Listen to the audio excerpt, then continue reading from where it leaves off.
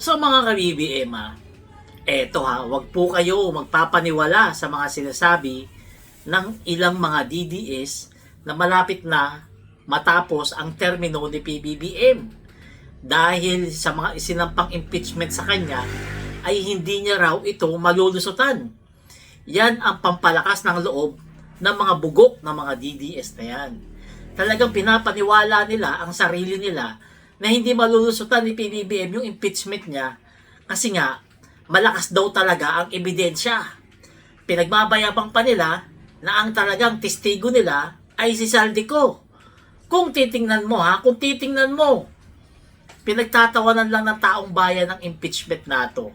Kaya nga hindi pinag-uusapan Kasi saan ka nga naman nakakita? Presidente na nagbunyag ng pagnanakaw sa gobyerno. Siya pa ang i-impeach?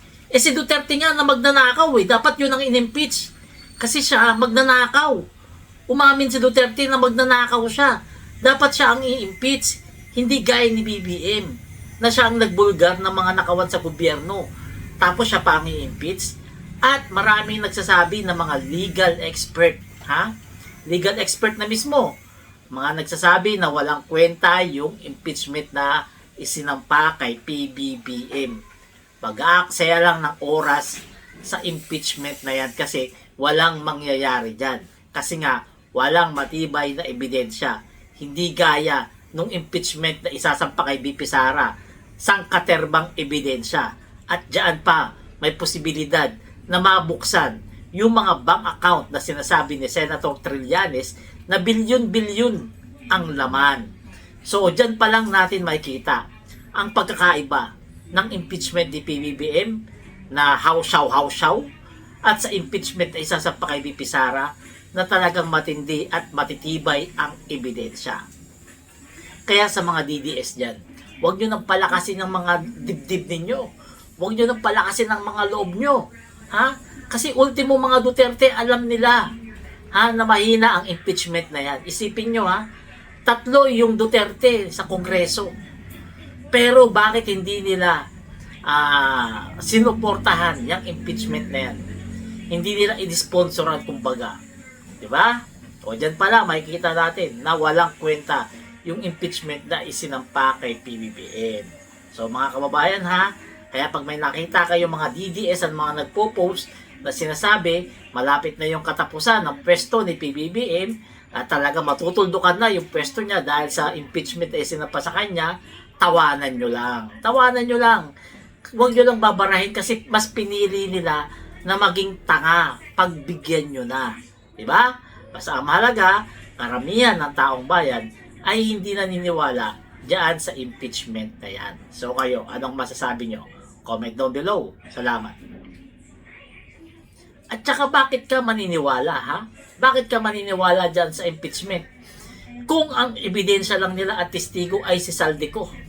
Si Saldico na nagtatago ngayon. Si Saldico na wanted. Si Saldico na sinasabing maraming ninakaw. At si Saldico mastermind sa flood control. Diyan kayo maniniwala? Diyan kayo diyan yung pagbabasihan ang impeachment ni PBBM. Unang-una hindi nga makakauwi yan Di ba? Paano yan makakatestigo? Ano yan? Zoom? Zoom? Pwede ba yung testigo? Zoom? Lahat pwede mong inventuin sa Zoom. Di ba? Dapat kung titistigo si Saldico, umuwi siya. Manumpa siya ng salaysay niya para makatayo siya ng testigo sa impeachment ni PBBM. Pero syempre hindi niya gagawin yan, di ba? Kasi sa oras na tumapak siya rito sa Pilipinas, aarestuhin na yan si Saldico. Kasi alam natin, wanted yan sa pagnanakaw. Di ba? Tingnan nyo yung testigo nila. Si Saldico, isang magnanakaw. At ang i-impeach nila, yung tao na lumaban sa magnanakaw. Sino ba naman tanga na maniniwala dyan? Di ba? Ang naniniwala lang dyan, yung mga DDS na mga tanga nga. Di ba? Hindi natin masisisi. Mga tanga, mga mahihina isip, mga bobo. Kaya naniniwala sila dyan sa impeachment ni PBBM. Hindi nga pinag-uusapan. Hindi nga nababanggit ng mga Duterte yung impeachment na yan Di ba? Kahit si BP Sara mismo, hindi niya nababanggit yan.